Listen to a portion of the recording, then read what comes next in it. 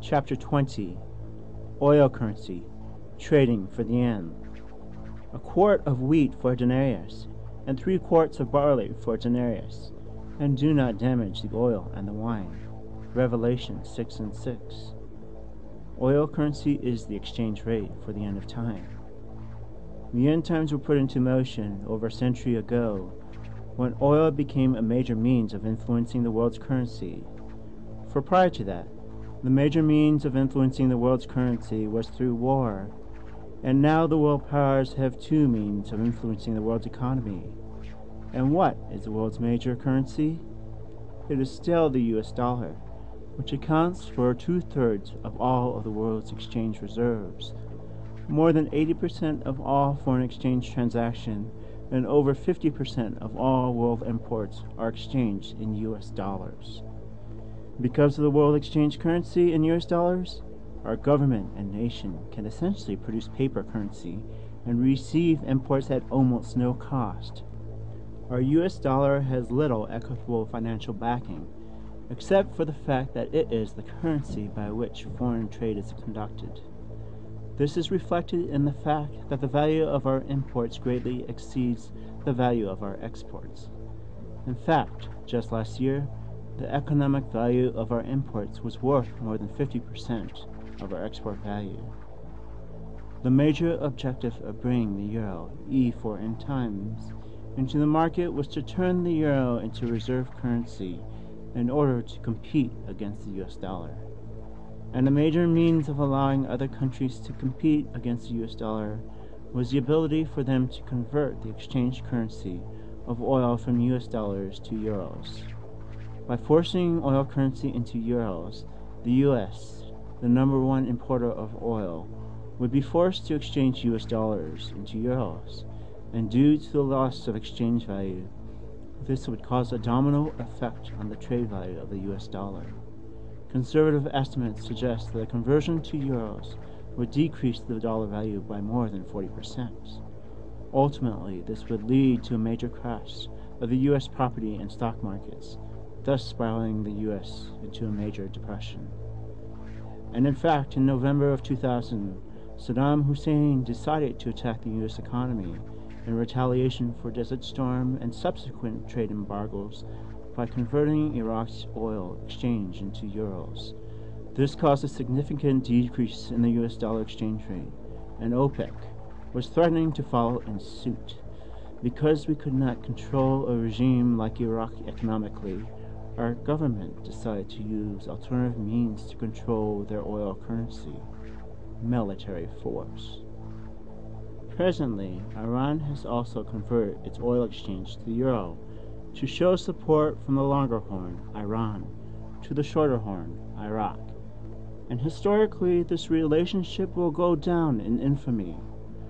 Now the 2 horns were long, but one was longer than the other, with the longer one coming up last. Daniel 8:3. Epsilon is the 5th letter of the Greek alphabet. And interestingly, in mathematics, it means a small quantity of anything, i.e., the cost is only epsilon. And the euro was introduced into the market because the US was purchasing oil for just an epsilon amount. And epsilon is also utilized in economics as a measurement called elasticity. Elasticity measures how much the demand of a product changes as its price changes.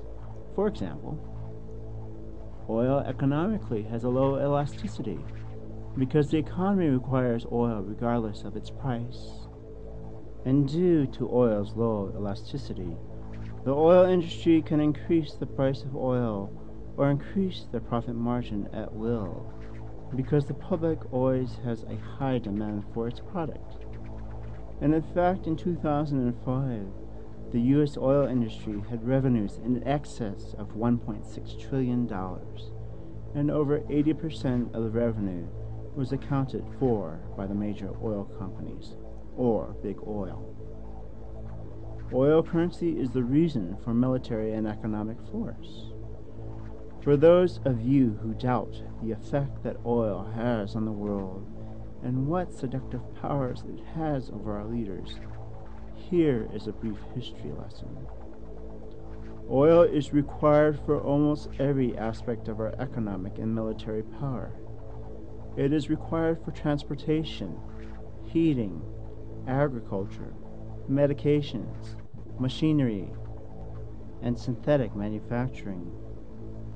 Moreover, oil use has skyrocketed over the past century because of gas-guzzling automobiles, neglect of public transportation, dispersed suburban housing patterns, and the excessive consumption of products. At present, the world is consuming 80 million barrels of oil daily. The U.S. is presently the #1 consumer and importer of oil at a consumption rate of about 20 million barrels daily. Each U.S. citizen consumes about 1 barrel of oil every 2 weeks. Due to the poverty of the Middle East region, foreign oil has always been much cheaper to produce and transport than domestic oil, thus giving the oil companies a huge profit margin and the incentive to obtain oil overseas rather than domestically. The U.S. government has tried in the past to control oil supplies independently, but due to the opposition of the private sector, it has never been able to do so. Because of that, the government is largely controlled by the interests of the private oil companies, most notably the Seven Sisters, Exxon, Mobil, Chevron, Texaco, Gulf Oil, British Petroleum, and Shell. Of principal concern to these companies is maintaining the security and stability of the Middle Eastern region. As we know, this is often entailed using covert and blatantly militaristic schemes to ensure control of certain countries, namely Iraq, Iran, Afghanistan, and Kuwait. And now that the U.S. has military control of Iraq and Afghanistan, we now have control of 75% of the world oil reserves, i.e. 100,000 barrels daily from the Caspian reserves via the Trans-Afghanistan pipeline and 250 billion barrels of Iraqi oil. Clearly, the U.S. hopes to control world oil trade and force opposing nations to purchase oil in U.S. dollars rather than euros, and thus force nations to hold hundreds of billions of U.S. dollars in reserve for future transactions.